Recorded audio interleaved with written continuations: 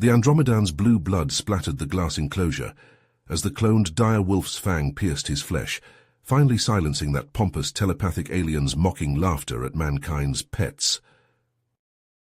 "By the stars, control that beast," Orin yelped, flailing his lanky frame away from the monstrously sized canine's snapping jaws.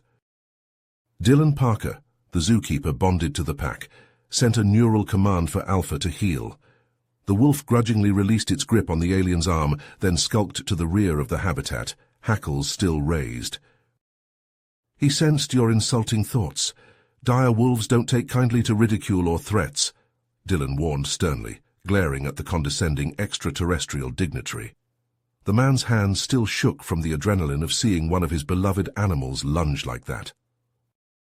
Dr. Julia Chen, the San Diego Zoo's director, placed a firm hand on Dylan's shoulder, silently reminding him not to overstep with such a high-profile visitor. "Our apologies, Ambassador Orin. Perhaps we should return to my office to discuss the details of this exchange progress." A bone-rattling roar shook the zoo and cut off her diplomatic smoothing over. The Tyrannosaurus Rex skeleton in the extinct animals exhibit had somehow animated and now stampeded towards them, bony feet thudding, ragged teeth gnashing, empty eye sockets blazing with unnatural green fire as it screeched its fury. Orin froze, mouth agape, as the lumbering prehistoric titan stomped closer. Realizing these Terrans weren't as easily cowed as his reports indicated, Dylan grabbed Dr. Chen and shoved her towards the evacuation route, then spun to release the dire wolf pack. If he didn't get their help corralling whatever had possessed the dinosaur fossil, the alien delegation would be slaughtered, and any hope of a peaceful first contact would die with them. Dylan's heart pounded in his chest as he watched the reanimated Tyrannosaurus Rex skeleton stomping towards the primate exhibits. He felt his stomach drop thinking of the families and children who had been peacefully watching the monkeys and gorillas just minutes before. He couldn't let them be trampled by this prehistoric horror. Spinning on his heel, he raced back towards the dire wolf enclosure, his mind already reaching out through the neural link to Alpha. The pack would follow his lead. As he threw open the gate, he heard Orin shouting furiously behind him, but paid the alien no mind. There wasn't time to argue. "With me?" Dylan called out loud to the pack as they streamed from the habitat. At the same time, he pushed an image of the rampaging T-Rex skeleton to the front of his mind, willing Alpha to understand. To his relief, he felt the dire wolf's acquiescence. The pack fell in behind him as he sprinted back towards the dinosaur fossil that was laying waste to the zoo. Dylan and the wolves worked together seamlessly, nipping at the T-Rex's heels and flanking it on either side. The skeleton roared its outrage, massive head swinging back and forth as it tried to follow their movements. Slowly but surely they managed to draw its attention away from the crowds, luring it towards the far side of the park, where the rhino exhibit stood empty. As they ran, Dylan noticed an unsettling blue glow emanating from deep within the dinosaur's bones. A strange hum buzzed from the skeleton, setting his teeth on edge. Something was very wrong here. A thunderous sound from behind had Dylan whipping his head around to look. His eyes widened as he saw a herd of skeletal beasts charging out from the giraffe enclosure. They were gigantic, nearly the size of a bus, with wicked tusks and razor-sharp teeth. Dylan recognized them from his studies. They were entelodonts, monstrous mammals from the Eocene epoch, colloquially known as hell pigs. Their bones were also suffused with that eerie blue light. The hell pigs bore down on them with frightening speed. Dylan barely managed to dodge out of the way of a vicious swipe from one of the beasts, feeling the displaced air rush past his face. They were herded along with the dire wolves into the open area of the rhino enclosure, as the hell pigs circled around, surrounding them completely. Dylan's mind raced as he tried to formulate a plan. Upon closer inspection, he realized with a thrill of fear that the skeletons of these hell pigs were threaded through with advanced circuitry and servo motors. These weren't just fossils. They were cybernetic constructs fused with ancient bones. The dire wolves pressed against Dylan's legs as the pack drew in tightly together, facing outwards in defensive formation. The eyes of the skeletal monsters surrounding them suddenly flared brighter. pulsing with cold blue light as they prepared to attack. From behind the hell pigs, Dylan saw Orin watching the scene with a cruel, satisfied smile on his alien features. In that moment, he knew without a doubt that the Andromedan was somehow responsible for this nightmare. But how were they going to get out of this alive? Dylan's muscles tensed as the hell pigs closed in, their skeletal forms casting eerie shadows in the flickering light. The dire wolves pressed against his legs, hackles raised and fangs bared. Just as the nearest hell pig lunged, a massive shape burst over the enclosure wall, slamming into the skeletal beast with a sickening crunch. Dylan blinked in disbelief as a gigantic, shaggy bear rose to its hind legs, towering over the stunned hell pig. He recognized it instantly, a short-faced bear, an extinct species that once roamed the Ice Age tundra. The bear's sudden appearance was quickly followed by a pair of saber-toothed cats leaping into the fray, their scimitar-like fangs flashing as they tore into the hell pigs. A thunderous bellow drew Dylan's gaze to a megalosaurus elk charging into the chaos, its enormous antlers crackling with an otherworldly energy. The ancient beasts fell upon the hell pigs with a savage fury, evening the odds against the dire wolves. Amid the raging battle, Dylan caught sight of Orin standing at the edge of the enclosure, a glowing blue device clutched in his hand. A chill ran down Dylan's spine as he realized the Andromedan was somehow controlling the reanimated creatures. If they had any hope of stopping this rampage, he needed to get that device away from Orin. Dodging the snapping jaws of a hell pig, Dylan sprinted towards the alien Alpha and Beta close on his heels. But before they could close the distance, a pack of hyenodons poured into the enclosure from a side entrance, cutting off their path. Dylan skidded to a halt as the prehistoric predators advanced, their monstrous forms resembling oversized hyenas.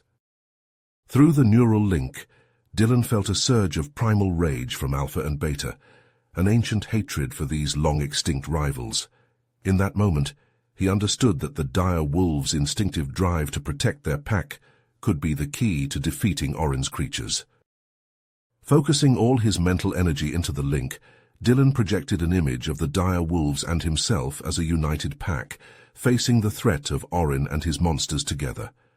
As the hyenodons charged, Alpha and Beta unleashed deafening howls, rallying the rest of the pack to their side. The dire wolves broke away from the battle with the hell pigs and surged towards the hyenodons like a tidal wave of fur and fangs. They crashed into their ancient foes with unbridled savagery, dire wolves and hyenodons locked in a vicious struggle for dominance. Taking advantage of the dire wolves' ferocious assault on the hyenodons, Dylan lunges at Orin, with the speed and agility honed by years of working with apex predators. The Andromedan tries to dodge, but Dylan's hands close around his spindly arms, dragging him to the ground. They grapple furiously, rolling in the dirt as Dylan reaches for the glowing device clutched in Orin's hand. Up close, Dylan sees the device is no mere remote control, but a complex piece of alien technology, its surface covered in intricate circuitry that pulses with an unsettling blue light. Orin snarls, his face contorting with rage, and Dylan feels a sudden, lacerating pain slice through his skull as the Andromedan lashes out with a telepathic attack. Dylan reels, his vision going white, and his grip on Orin falters. The device slips from his grasp, and Orin wrenches himself free, scrambling to his feet. He holds the device aloft, his laughter ringing out across the enclosure, high and manic. "Foolish human," Orin crows. "You cannot hope to stand against the might of the Andromedans." With a triumphant roar, he presses a button on the device. The reanimated creatures, the dire wolves, the hell pigs, the Tyrannosaurus rex, freeze in place, their eyes flaring brighter, blazing with that eerie blue light. Then, to Dylan's horror, they begin to move, bones and cybernetic components shifting, fusing, merging into a single monstrous form. The abomination rises before him, towering over the enclosure, a nightmarish patchwork of prehistoric beasts. The Tyrannosaurus rex's massive fanged skull, the hell pig's hulking brutish bodies, the dire wolves' keen, merciless eyes, all combined into a single, terrifying whole. Desperately, Dylan reaches out through the neural link, searching for any trace of Alpha, Beta, and the rest of his pack. But there's nothing there, only a yawning void, a cold alien presence where once he felt the warm, familiar touch of their minds. Their consciousnesses have been subsumed, swallowed entirely by Orin's control. The Andromedan smiles, cold and cruel. "This is only the beginning," he says, "a mere taste of the power we command. With this technology, we will resurrect the long-dead predators from 1,000 worlds, unite them under our telepathic dominion. We will build an army the likes of which the galaxy has never seen." He turns his gaze on Dylan, eyes glittering with malice. "And your planet will be the first to fall. Your precious Earth, brought to its knees, regardless of whether your kind submits willingly or not." As the patchwork monstrosity lumbers forward, each earth-shaking step bringing it closer to the heart of the zoo, Dylan looks around frantically, mind racing. He needs to find a way to stop this, to save the thousands of innocent lives within these walls. But how can he hope to stand against such a colossus? Suddenly a shadow falls over him, vast and looming. A bone-rattling roar shakes the very ground beneath his feet. Dylan looks up to see a creature out of myth and legend, a beast he's only seen in ancient cave paintings and grainy photos from old history books. It's a cave bear, towering 15 feet tall on its hind legs, its massive skeleton augmented with gleaming advanced human technology, and there, perched on its back, a figure clad in a state-of-the-art armored exosuit, bristling with weapons. The figure leaps down, landing beside Dylan with a resounding clang. Up close, Dylan can see the DARPA logo emblazoned on the suit's chest plate. "Looks like you could use some help," the newcomer says, his voice crackling through the helmet's external speakers. There's a grin in his voice. "Jake Sullivan, DARPA Neofauna Division. We've been tracking the Andromedans' movements for a while now, suspected they were up to something big. But alien kaijus, hell, this just made my day." As Sullivan's augmented cave bear rears up with a roar, squaring off against Orin's patchwork monstrosity, Dylan takes a deep breath, trying to center himself. He can't afford to dwell on the implications of humanity, delving into the same grim science as the Andromedans. Not now. Closing his eyes, he reaches out once more through the neural link, probing the cloying alien static of Orin's control. Somewhere in there, trapped within the hulking colossus, are Alpha, Beta, and the others. His pack. His friends. They're counting on him. There has to be a way to break them free. Some chink in the Andromedan's psychic hold if he can just find it. There must be a way. There has to be. As Jake Sullivan's cybernetically enhanced cave bear collides with Orin's nightmarish monstrosity, Dylan squeezes his eyes shut, diving into the neural link with desperate intensity. He pushes through the suffocating alien presence, reaching out to his pack, to Alpha and Beta and the others. Memories flash through the link. The first time he bonded with Alpha as a pup, the countless hunts and battles they've shared, the unbreakable trust forged between man and beast. Dylan pours everything into the link, every ounce of his will, his very essence. For a terrifying moment, there's nothing, just the icy void of Orin's control. Then, like an ember sparking to life, Dylan feels it, a flicker of recognition, of defiance.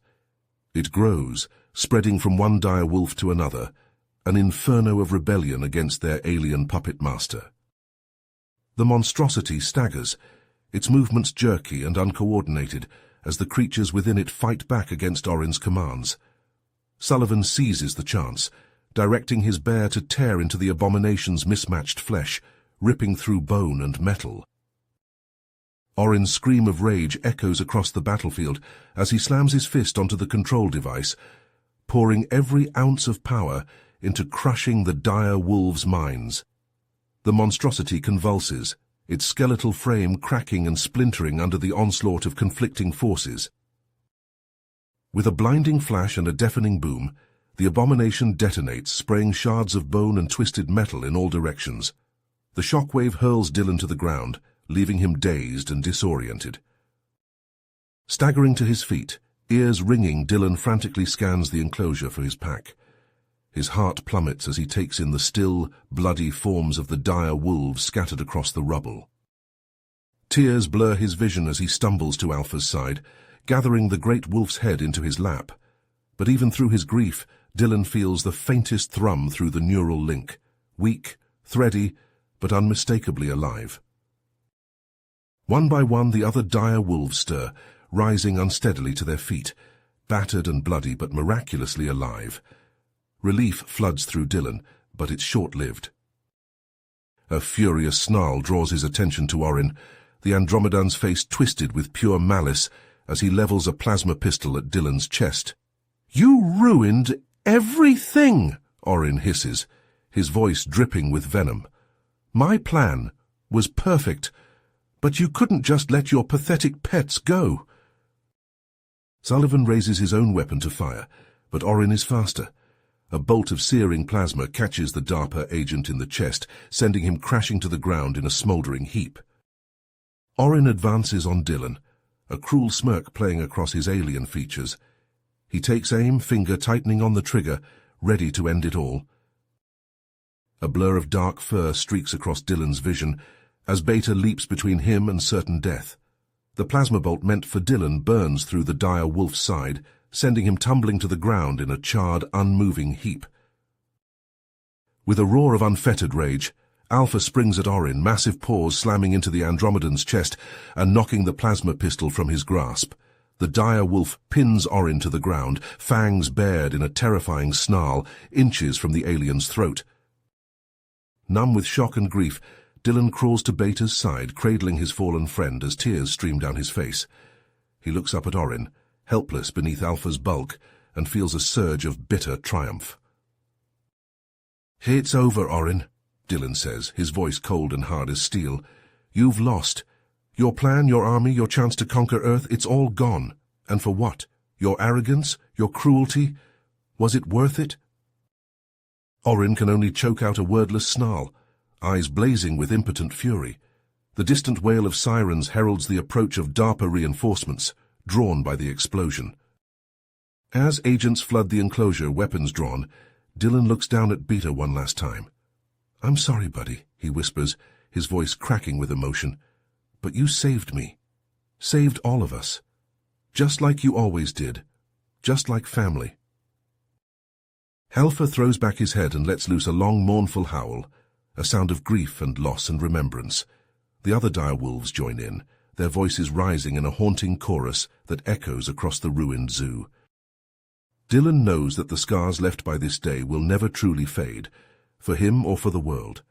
But as he stands side by side with Alpha and the surviving members of his pack, he also knows that the bond they share, the bond of trust, of loyalty, of sacrifice, will endure no matter what challenges the future may bring.